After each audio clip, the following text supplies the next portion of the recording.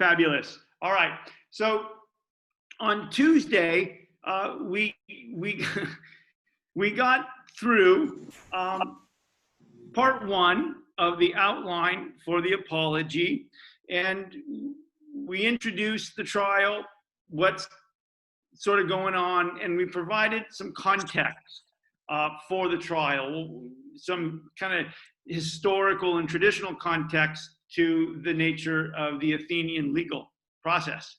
And what I want to do today is go to section 1 on the outline B, Socrates' general strategy. I want to say a little bit about that, and then we'll talk about something absolutely extraordinary that takes place, and then we will get into Socrates' actual defense. This is a trial, and Socrates has to mount a defense. He's got to defend himself against Meletus' charge that he corrupts the youth by teaching them philosophy, and that he does not believe in the gods of the city. Again, capital crime charges in the Athenian legal tradition. All right, so let's kind of segue now to begin this discussion of Socrates' defense and Socrates' general strategy. He has been charged officially by Meletus for 2 charges, as I just said, literally corrupting the youth by teaching them philosophy, by speaking to them about philosophy, and equally as important, if not more important, given that the Greeks had this tribal conception of justice, Meletus has officially charged Socrates with not believing in the gods of the city, or in fact inventing new ones. So as we said last week, these are real charges. They're the most serious of charges that one could imagine in the Athenian cultural conduct. And if Socrates is found guilty, they are death penalty level charges. And of course, as we know, he is found guilty and he is executed. And as we said last week, from this moment where we are in the dialogue, Socrates is about to begin his defense. Socrates has about 9 days to live. He's going to be dead in 9 days. So this is just really an extraordinary moment. Now, before I talk about the specific defense, I want to say a little bit about Socrates' strategy, because it helps explain the content of his defense, and it also helps explain part of his deeper motivation at the trial. So what is Socrates' general strategy for his defense? And there are 2 parts of it. And the first part is obvious. He's been charged with these crimes, and the first strategy is to try to prove that the charges are untrue. He's the first part of the strategy of the defense, obviously, is to demonstrate as best he can that the charges are without merit, and without merit is the technical legal term. It means they're not true, that the charges are not true. They cannot be substantiated beyond a reasonable doubt. So the first part of Socrates' defense strategy is to try to demonstrate that the charges are not true, that the charges are without merit. Right? Obviously, he's being charged with these crimes, and he's going to want to try to suggest that they're not true and that they're without merit. Now, the second part of the general strategy, and it's right there on the outline, is equally as important for Socrates and for us, the readers and the observers of this extraordinary moment in human history. And the second element of Socrates' defense strategy is to one, suggest or prove or establish that the charges are not true, that they're without merit, but 2, equally as important, to try to show why, if the charges are not true, why have they been brought, right? And this is the second part of his defense strategy. Socrates is going to do 2 things. He's going to, 1, demonstrate the charges are not true but equally as important, try to illuminate why the charges have been brought. If the charges aren't true, and if the charges can be easily defended, which they are, tragically, why have they been brought? So the second component of Socrates' defense strategy is to try to also illuminate why the charges have been brought. Why, at the end of the day, if the charges that are brought by Miletus are not true, why have they been brought? Are there other motivations that are operating in Miletus, in Anytus, in Lycon that have led them to bring these charges, right? And this is what Socrates really wants to get at. And the answer is yes. Socrates is going to argue ultimately in his defense strategy two things. One, the charges are not true, and equally, if not more important, the charges have been brought for purposes of revenge. Miletus, speaking on behalf of Anytus and Lycon, Miletus has brought the charges against Socrates as an act of revenge. Miletus has brought the charges against Socrates in an attempt to silence him, in an attempt to get revenge on Socrates, and to get revenge on Socrates literally for questioning the politicians, questioning the poets, questioning the traditions. And this is really, as I suggested a few minutes ago, the more subterranean and tragic part of the trial. Socrates is going to argue that, one, these charges are not true, they're easily defended, and that gets us to a more important part. If the charges aren't true and they're easily defended, why in the hell have they been brought? Why did Miletus bring these charges to me? Why are we having this trial? Why am I having to defend myself? And at the end of the day, for God's sake, why am I going to die for this? And the answer to that question, and this is again, this moment in the class, and as we get deeper into the class, are filled with these heartbreaking moments. The answer to that question is that Miletus is bringing the charges in an attempt to enact revenge on Socrates, to silence Socrates, to shut Socrates up, to kill him. And this is an extraordinary moment because what it reveals is that Miletus is willing to use the entire power of the Athenian moral and legal and political system to kind of bear down on Socrates in this attempt to silence him, in this attempt to shut him up, ultimately in this attempt to kill him. Right?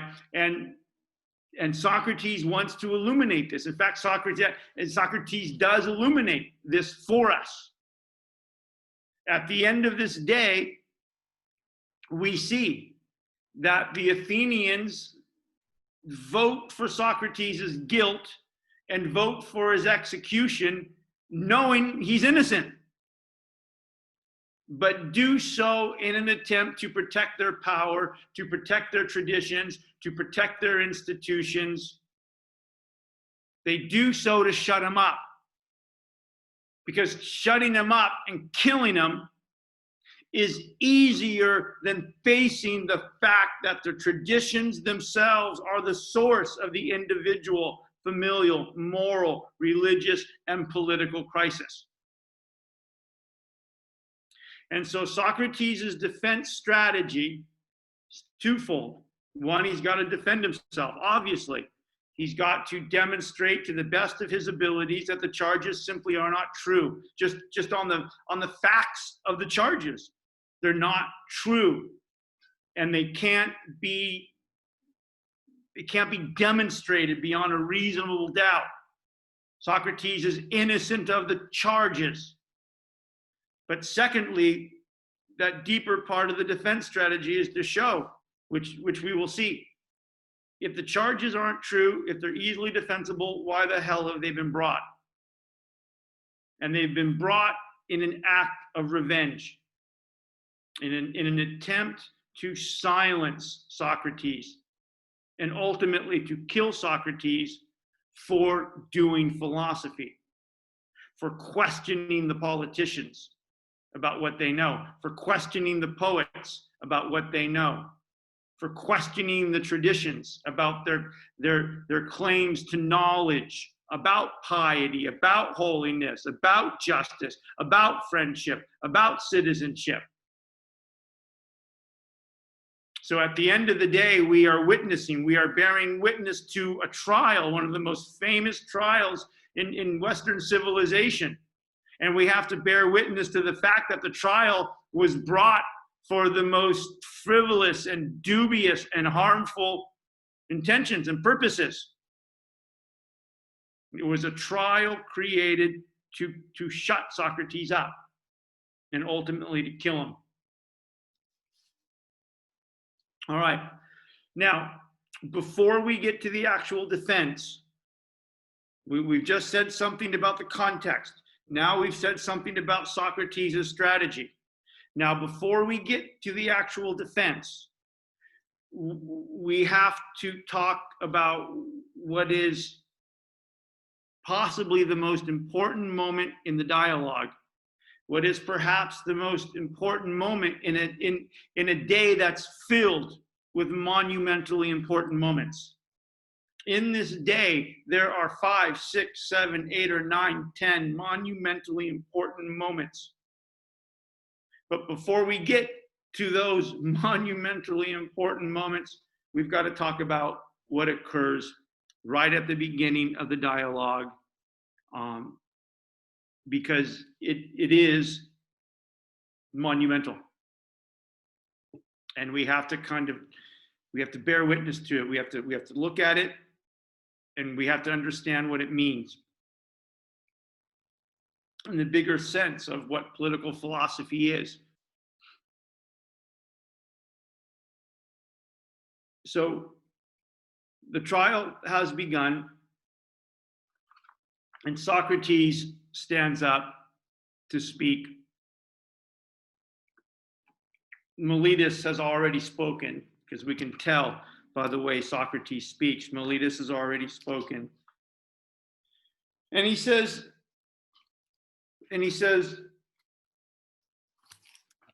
how you, men of Athens, have been affected by my accusers, I do not know. He says, for my part, even I forgot myself because of how persuasively they spoke. So Socrates makes a little joke and he says, boy, that was an amazing, that was persuasive, Miletus. Whatever you said was pretty persuasive. But Socrates stands up and he says, it's not true, obviously. And before he even begins his defense, before he says one word in his actual defense, his official defense, Socrates says something extraordinary. And he's standing in front of 500 jurors, and he's standing in front of several thousand people that have come to see this trial, who have gathered to see this trial. And so he's standing in front of several thousand people, almost all of them Athenian citizens. And before he says a single word in his defense, he says to these 500 men and to the several thousand people assembled there, he says, I ask that you treat me like a foreigner.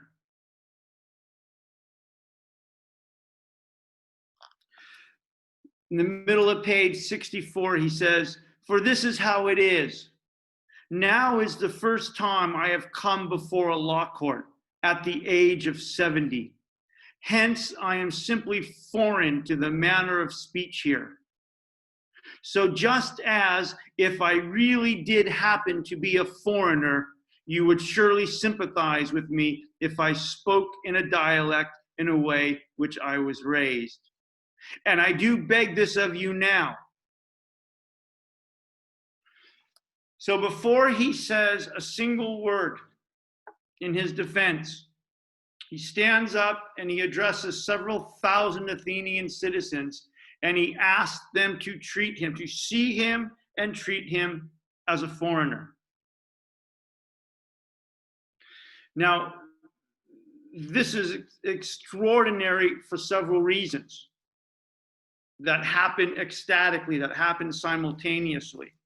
One, he's kind of making a joke about it.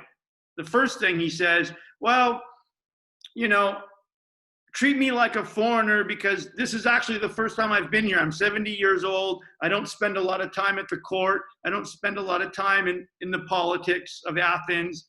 And so this is literally the first time I'm here, right? And so I'm new to the place. I'm new to the physicality, the materiality of the place.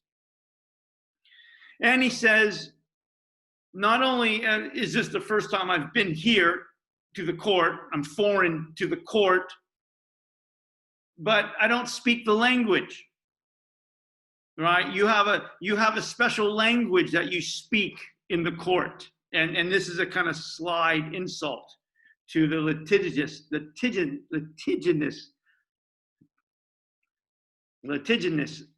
of the Athenians, pardon me. And so on the one level, he's making a kind of joke. He says, treat me like a foreigner because I've never actually spent a lot of time here. I'm new to the place. One is foreign if they have never been somewhere. When I go somewhere that I've never been, I'm foreign. And one is foreign if you don't speak the language. In Prague, I'm still considered quite foreign because my Czech is terrible. They know immediately I'm a foreigner. So on one hand, he's being kind of playful. Treat me like a foreigner. This is my first time here, and I don't really speak your language. But at the same time, like all things Socratic, this is a very serious moment, and it's a very risky moment because Socrates is addressing a group of people, the Athenians, who were pathological about their citizenship, who were absolutely pathological, they were xenophobic. The Athenians were xenophobic about their citizenship. They were obsessed with it. They were pathological about it. To be an Athenian citizen at this time was a great honor, was a tremendous honor. And while it is true that Athens was the New York City and the Tokyo and the Paris and the Berlin of the ancient world all rolled up into one, by which I mean it was very cosmopolitan in a sense. And there were many people in Athens that had come from other North Africa and southern Italy and other parts of Turkey and other parts of the Greek hinterland, right? There were people in Athens from all around the known world because Athens was the place to be. But even with that kind of cosmopolitan environment, the Athenians always made a strict distinction between Athenian and Metic, which was the word for foreigner, right? And for example, Aristotle was a Metic. He was a foreigner. He was from Stagira. He wasn't an Athenian. He was a Metic, right? The famous Aristotle, right? So Socrates is doing something extraordinarily risky. He is saying to 500 Athenian citizens / jurors who are about to decide whether he lives or dies, he's standing up there and he's saying, I would like you to treat me like a foreigner. And on one level, this would have been extraordinarily insulting to the jury, to the Athenians. And not only would it have been insulting, it would have angered them in a way. Because obviously it's an insult. Socrates is insulting the jury. I want you to treat me like a foreigner. I don't want you to treat me like an Athenian. And that would have been offensive to the Athenians. They were shocked by that. But they also would have been a little angry because they would have been sitting there in the audience listening to this, And surely they would be thinking to themselves, what sort of shit is this? We know perfectly well, Socrates, that you're not a foreigner. In fact, you're one of the most famous citizens of Athens. In fact, you've never left this. You're 70 years old. You've never left Athens. In fact, you only left it once to fight at Potidaea, where you almost died. So the jurors and the people in the audience would have not only been offended by the claim that Socrates wants to be treated like an Athenian and not a citizen, they would have been angered because they would have been saying to themselves, what is happening here? What trick is this? What irony is this? Because everybody in the audience knows perfectly damn well Socrates isn't a foreigner. He's not foreign. In fact, he's one of the most famous citizens of Athens. Aristophanes wrote a play. The trial is about him. He's the teacher of the great Plato. Everybody knows who you are, Socrates. And everybody knows you're not foreign. And not only that, you're on trial here precisely because, as an Athenian citizen, Miletus argues you don't respect the laws and you don't respect the gods. It is precisely because you're Athenian, Socrates, that you're on trial. Right? The people on the jury would have been saying. So what is this? I am a foreigner. Treat me like a foreigner. And this is an extraordinarily risky thing for Socrates to do. He hasn't even said a word about his defense. He hasn't said anything about his defense. And already he's upset the jury. He's angered the jury. So why does he do it? Why does he do it? What value or what deep purpose is at work in Socrates is standing up in front of several thousand Athenian jurors who are going to just, 1,000 Athenian citizens, 500 jurors, people who are going to decide whether he lives or dies at the end of the day. What's the purpose? What's the deep purpose? Why is this important? Why does Socrates do it? Why does he stand up there and say, treat me like a foreigner?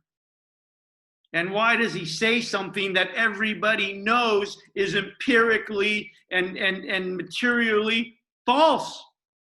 Everybody in the damn place knows he's not foreign. Why does he do it? What's the purpose?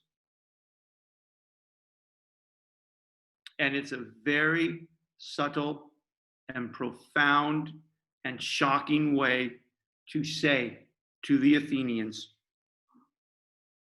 because Socrates probably knows he's going to die. And it's a very profound and shocking way to say to the Athenians that while I am still an Athenian and I will die an Athenian, my life dedicated to political philosophy, my life dedicated to the pursuit and acquisition of whatever knowledge I can about the most essential things, and the application of that knowledge to my life in order that I become self-governing, in order that I live well. My philosophical journey has made me foreign to the Athenian traditions. And this is the purpose. Right, and this is profound. Again, like irony, like some of the things we're going to see when we get deeper into the trial. This is just one of those extraordinarily profound things about political philosophy in general, about human life in general. Everyone is born into a family.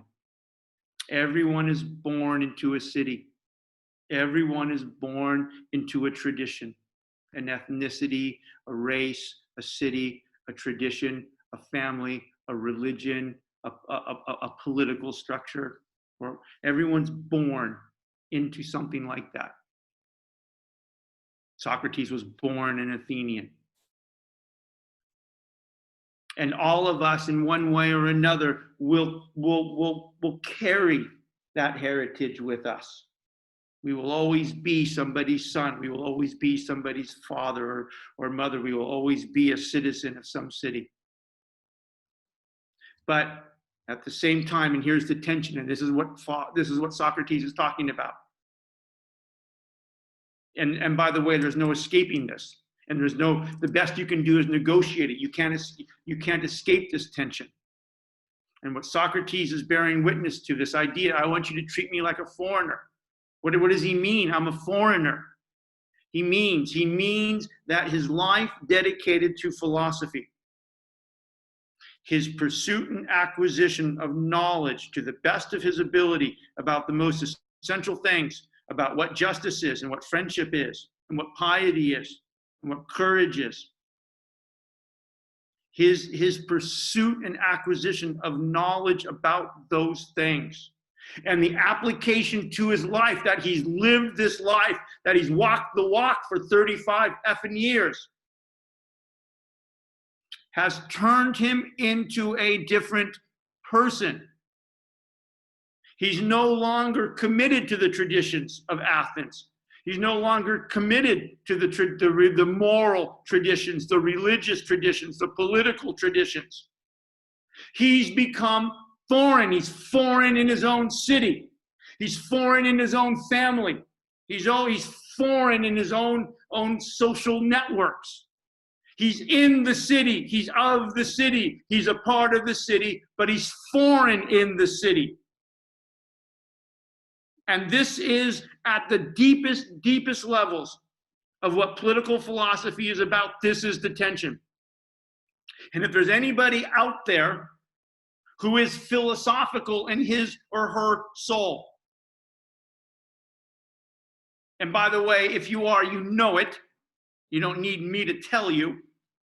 But if you're there and you are philosophical in your soul, which means you have some voice in your head calling you to think more deeply and courageously and without fear about the most important things, because you're a little concerned that what you've been given to think about the most important things aren't allowing you to thrive, aren't allowing you to elevate your consciousness, aren't allowing you to transcend the crisis.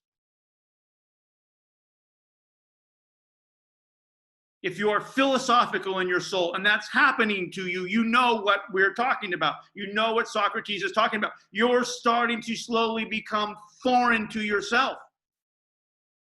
Philosophy makes you foreign to yourself. It has to. Thinking, philosophy, that's too clumsy of a word. Thinking makes you foreign to yourself in a weird way. It has to. It has to.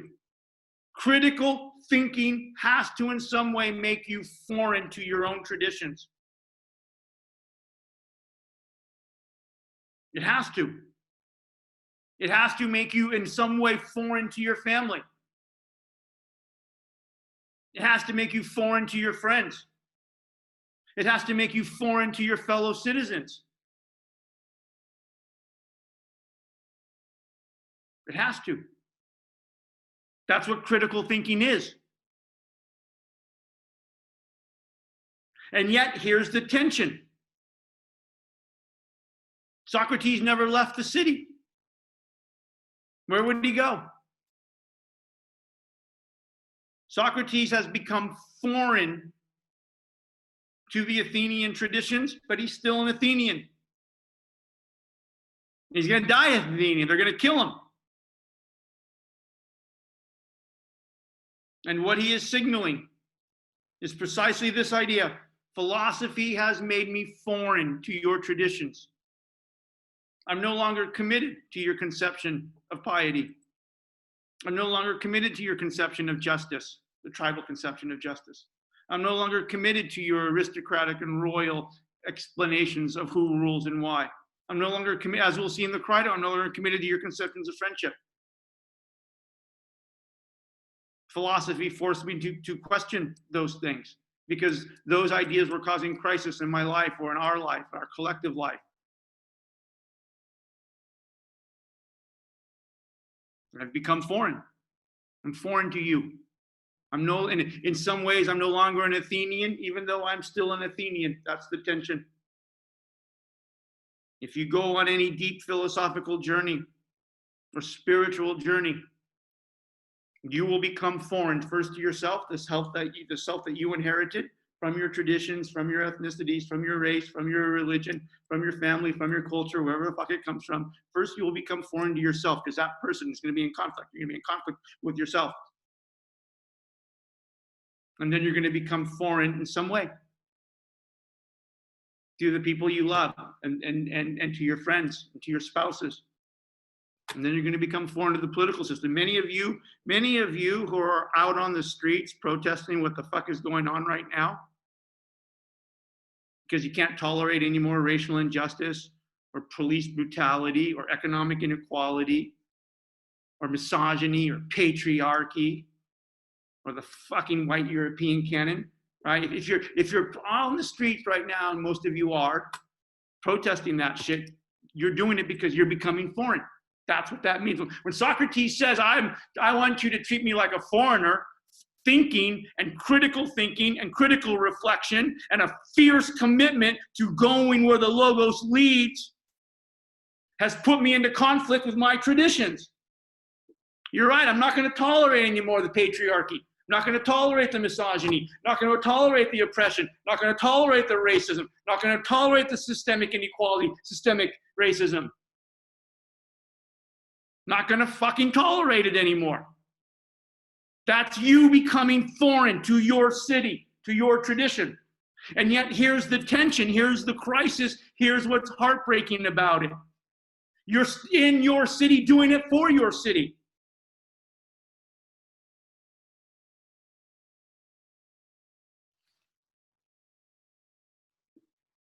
And you're going to live or die in that scene. Political philosophy makes you foreign to yourself. I mean, ultimately, you become somebody else. That's great. But it makes you foreign in a way to one's traditions. It has to. Otherwise, you go through life saying just what Euthyphro said at the beginning of the Euthyphro. Well, I'll tell you, Socrates, Euthyphro says, what piety is. Piety is imitating the gods. I'm just doing what I'm told. That's not thinking.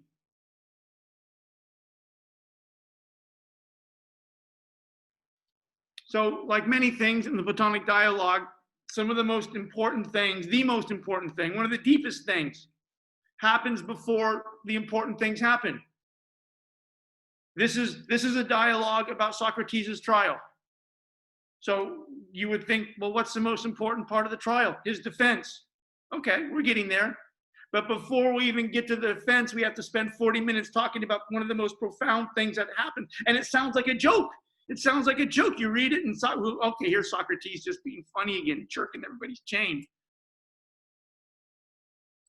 But it's not. It's one of the most profound things Plato can say to the readers. Political philosophy will make you foreign to your traditions. It has to. And in a surreal way, and again, no escaping this, in a surreal way, this realization in a weird way proves the poets right in their charges against philosophy. Socrates, at the end of the day, Socrates is in a weird way dangerous to the city.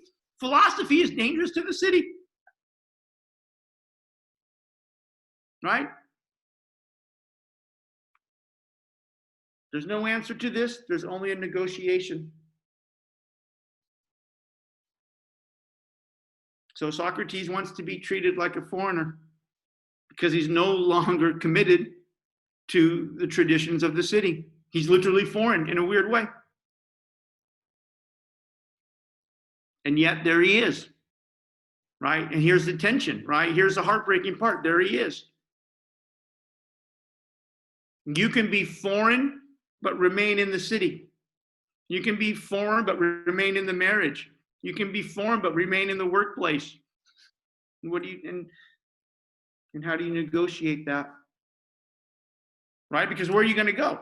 Not like you're going to just go somewhere. There is nowhere. This is where you're from. This is where your family is. This is where the people you love are, where the people that love you are. This is your city. So political philosophy will make you foreign, but you will always remain part of the city. And that will require emotional strength. And it might even kill you. To kill Socrates. All right, let's move to the defense. Now,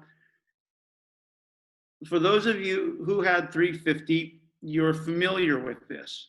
But if there are some of you who have not had 350 with me, we need to talk very briefly about the very peculiar element of Socrates' actual defense.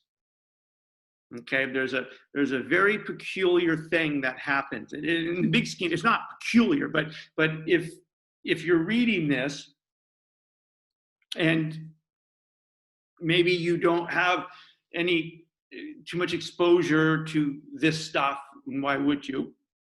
Or if you didn't have 350, because we talked about this in 350, then there's something very peculiar about Socrates' defense.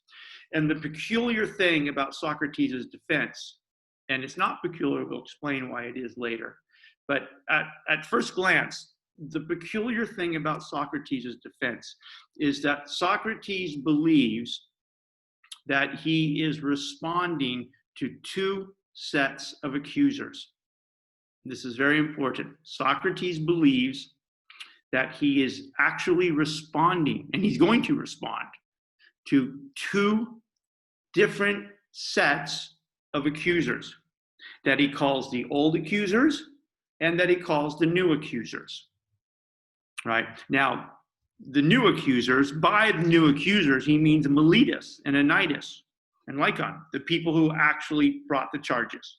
So when he says the new accusers, he's literally referring to Miletus, which is correct because Miletus did bring the charges, right? So you would ask yourself, well, who the hell are the old accusers, right? What is this business about the old accusers?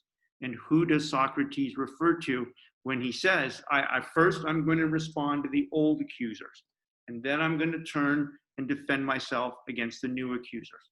Who are the old accusers? Primarily, and if you had 350, you know this, right? But if you haven't, there's no reason you would know this. Primarily, when Socrates talks about the old accusers, he talks about Aristophanes. He's referring to Aristophanes, who was a comedic poet, a contemporary of Socrates, who wrote a very savage play about Socrates called The Clouds. And in that play, Aristophanes, through comedy, through this very brilliant comedy and this rhetorical structure of this comedy, makes all of these kind of accusations about Socrates, right? And in fact, it's from this play, The Clouds, Aristophanes is The Clouds, which is about Socrates. It's from this play that this kind of idea, these ideas that Socrates corrupts the youth, or Socrates doesn't believe in the gods and invents new ones. It's actually from this play that these kind of ideas emerge. Aristophanes in the play, The Clouds, accuses Socrates of corrupting the youth and not believing in the gods of the city, right? And it was a play. It was performed. It was performed twice in 427 and 424 BC. And in fact, in 424 BC, when it was performed the second time, it won the Athenian equivalent of the Academy Awards. It won the best play of the year, literally. The Athenians had a prize for that. It's called the Dionysian Festival. He had a prize for it.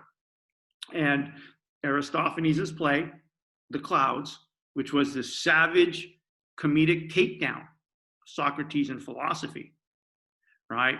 And accused Socrates of corrupting the youth through philosophy and not believing in the gods and inventing new gods. It is through this play that these ideas emerge, right? And Socrates feels that he has to respond. Socrates has to respond to this, right? Because he believes that this is the source of all the real trouble, right? So Socrates has two sets of accusers. He has the old and he has the new, right? And the new is Miletus. But before he ever starts to defend himself against Miletus, he first provides a kind of defense against what he thought or he believes are the unjust claims of the old accusers, right? And this is why the defense is kind of peculiar, right? Before he ever cross-examines Miletus, right, he spends all this time defending himself against people who are now dead. Technically, Aristophanes is still alive, but he's not at the trial for some reason, right? And so you think, well, what's this about? So what happens in the defense is that Socrates is facing two charges, generally, that he corrupts the youth and that he does not believe in the gods of the city or invents new ones. But what he's going to do is he's going to sort of respond to the old accusers and to the new accusers, which means he's going to deal with each charge in the old accusers and each of the charges with the new accusers. Okay, so it's kind of peculiar and it's a little confusing if you don't understand why he's doing it. Okay, so let's get to it. So what we're going to do tonight is we're going to engage Socrates' response to the first set of accusers, the old accusers. He calls them the old accusers. Okay? He calls them the old accusers. So on page 64, I'll just read along with me. Bottom of page 64, he says, So first, men of Athens, it is just for me to speak in defense against the first false charges against me and the first accusers. And next, against the latter charges and the latter accusers. So he's got the old accusers and he's got the new accusers, okay? For many, and now why does he feel he has to respond to Aristophanes? Aristophanes hasn't technically leveled the charges. Aristophanes is not even at the trial. So technically speaking, Socrates has no responsibility to defend himself against these old accusers, right? The only person who's actually filed the charges is Miletus, right? So, but Socrates is compelled to respond to Aristophanes, to respond to the old accusers. And for why? And why? This is why he says, let me talk to the old accusers. For many have accused me to you, even long ago. It's been 24 years since the play was written and performed, and these urban legends have been floating around. For many have accused me to you, even long ago, talking now for many years and saying nothing true. And I fear them more than Anytus and Miletus and those around him, although they too are dangerous. But the others, the old accusers, Aristophanes, the old accusers are more dangerous. Why are they more dangerous? Because Aristophanes, they got a hold of the many of you from childhood, and they accused me and persuaded you that there is a certain Socrates, a wise man, a thinker on the things aloft, who has investigated all the things under the earth and who makes the weaker speech the stronger. That comes right out of the clouds, right? Aristophanes has accused Socrates of possessing the unjust speech, which is a way of making a weak argument, an inferior argument, always win through a kind of rhetoric. All right, and so the real damage was done in Aristophanes' play. This is the origin of all the malice against me, Socrates, he writes. And now here's my trial. And this is, and by the way, he probably knows he's going to die. 70 years old. The jury's probably made up his mind. This is it for him. And he's going to take this opportunity. He's going to take this opportunity to publicly defend himself. The court becomes his theater. Here is his opportunity to respond to 30 years of maliciousness, 30 years of attacks, 30 years of critiques. Right? Now he's got 500 jurors, he's got several thousand Athenians, got an audience. And now he's going to tell his story. And he's going to first respond to the old accusers, and then he's going to turn to Miletus and defend himself. All right. So top of page 66. So he begins his defense against the old accusers first. Okay? We're not even going to talk about Miletus until Tuesday. Okay? Now begins Socrates' defense against the old accusers. And he says, so let us take up from the beginning. Let us take up from the beginning. Let's go back to the very beginning. When did all this begin? It began 24 years ago. That's what he means.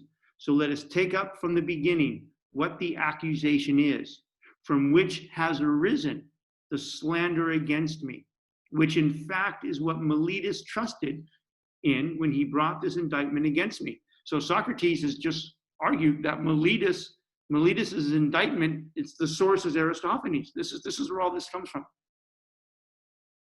What did the slanderers say to slander me?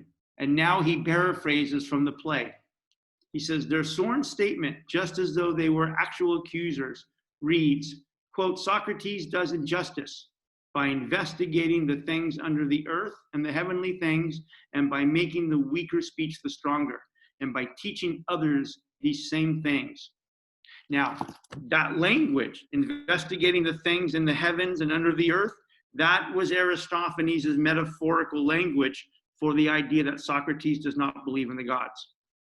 Okay? And then the language, and by making the weaker speech the stronger, and teaching this to the same to young people. That's the charge of corrupting the youth. Okay? So the charges are the same. The old accusers have essentially charged Socrates with corrupting the youth by teaching them philosophy and by not believing in the gods of the city. And Miletus and the new accusers have accused him the same thing. Okay, but this is the source. And he says, and it was something like this. For you yourselves, he's talking to the audience and the jury, for you yourselves also used to see these things in the comedy of Aristophanes. He even names Aristophanes. You used to see these things in the comedy of Aristophanes.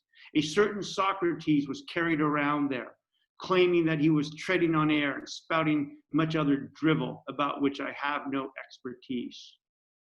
All right, so he's now going to defend himself, even though he doesn't have to, but this is his moment to make a public statement against Aristophanes' claim that he corrupts the youth by teaching them philosophy and by not believing in the gods of the city. Okay, so first the old accusers, and then on Tuesday we do the new accusers. Okay, are we clear? Good. All right, so Socrates feels like he has to defend himself against two charges. One, that he corrupts young people by teaching them philosophy, and then the other charge for not believing in the gods of the city or inventing new ones. All right, so he deals with the first charge of corrupting the youth first. He deals with the first charge of corrupting the youth by teaching them philosophy, right? And so the first charge has something to do with teaching. And not just teaching, but that by teaching philosophy, right? He corrupts young people because he teaches young people to make inferior arguments superior, to make the weaker speech the stronger, the unjust speech the stronger. That's the argument.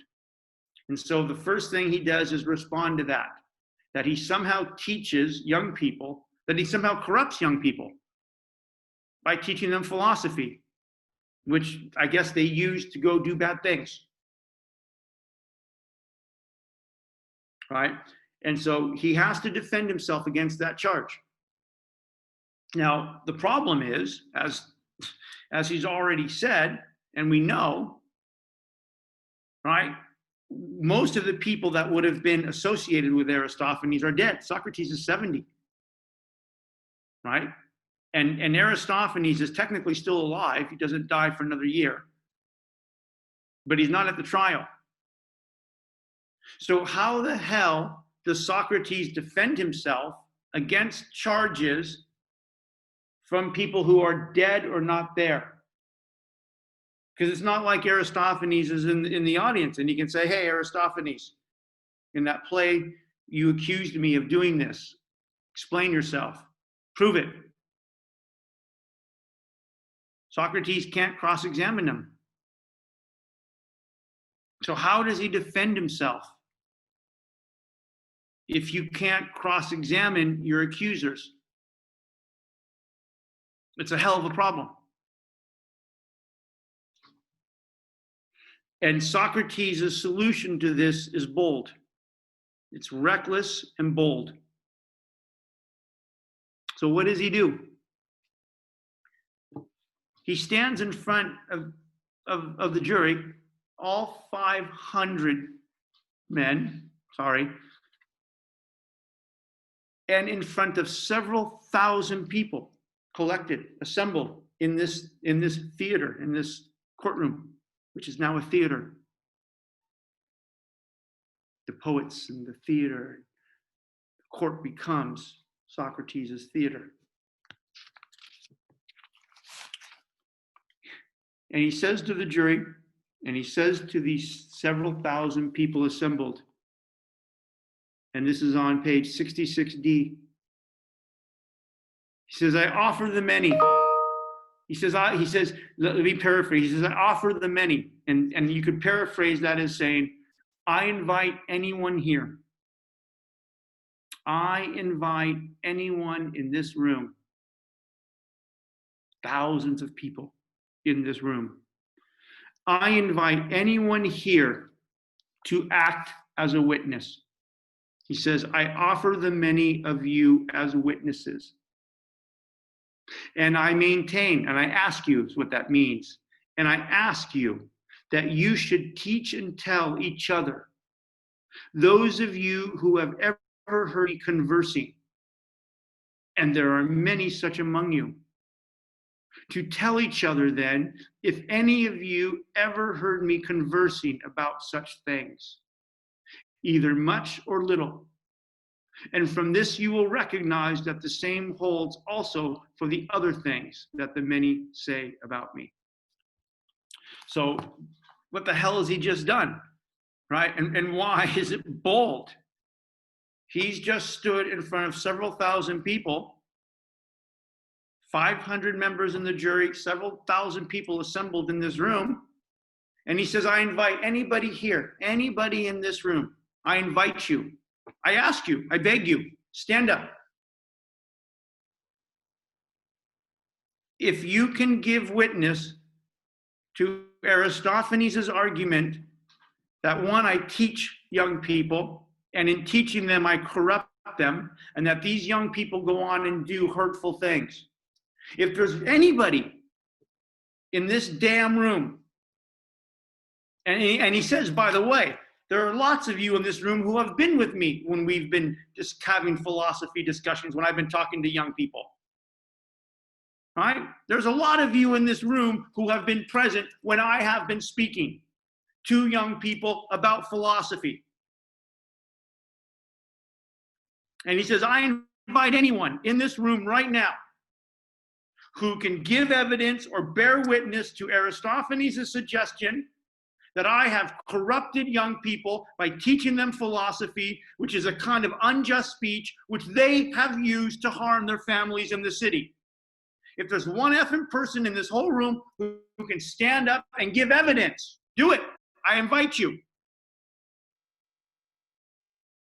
Give evidence against me. It's bold. It's bold. Several thousand people in this room. And he's just invited every single person who believes he has perhaps seen this, or wants to give testimony, or wants to give evidence to this charge against Socrates. I invite all of you.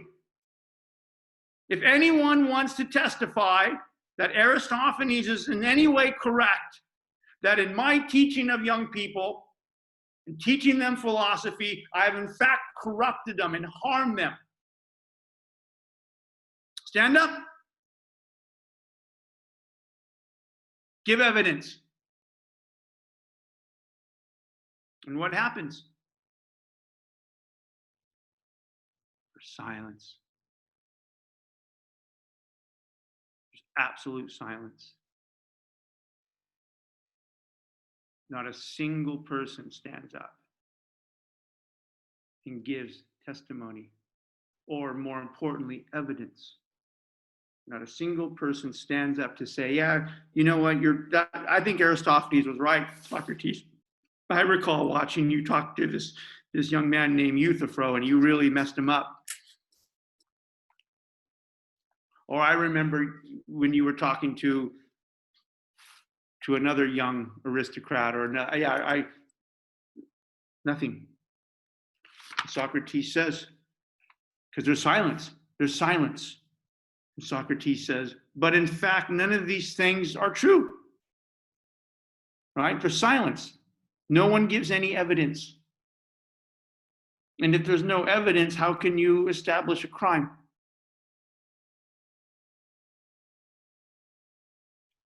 But none of these things are true. And if you have heard from anyone that I attempt to educate human beings and make money from it, that is not true either.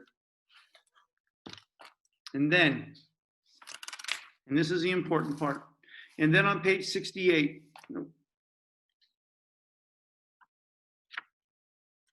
someone in the audience, Socrates imagines someone in the audience saying to himself, because no one gives any testimony, right? And this is an odd moment, right? Because this is a trial.